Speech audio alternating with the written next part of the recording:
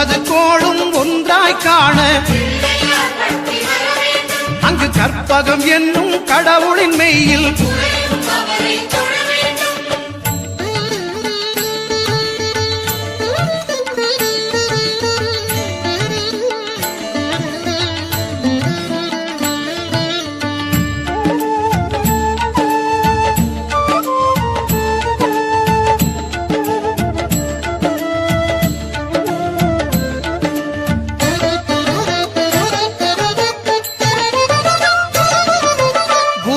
தரிசனம் பெறுதல் வேண்டும்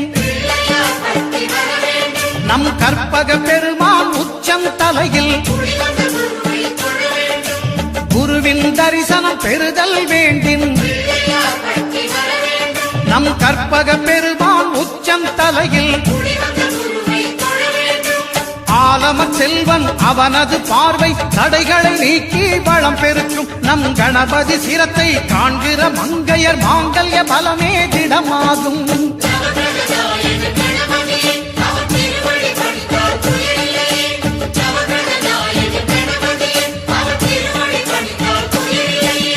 ஒன்பது கோளும் ஒன்றாய் காண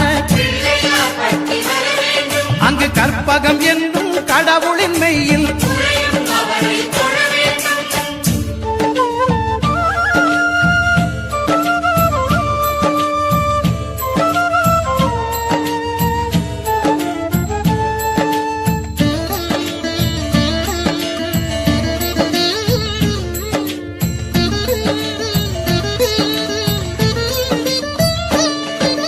சுக்கிரன் பார்வை படுதல் வேண்டும் எங்கள் இறைவன் கணபதி இடக்கையின் கீழே சுக்கிரன் பார்வை படுதல் வேண்டும் எங்கள் இறைவன் கணபதி இடக்கையின் கீழே புத்திர வாக்கியம் தருகிற பகவான் சுக்கிரன் அங்கே குடியிருப்பான் அவன் கற்பக கடவுளை கண்டவர் தமக்கு பொன் பொருள் அள்ளி கொடுத்திடுவான்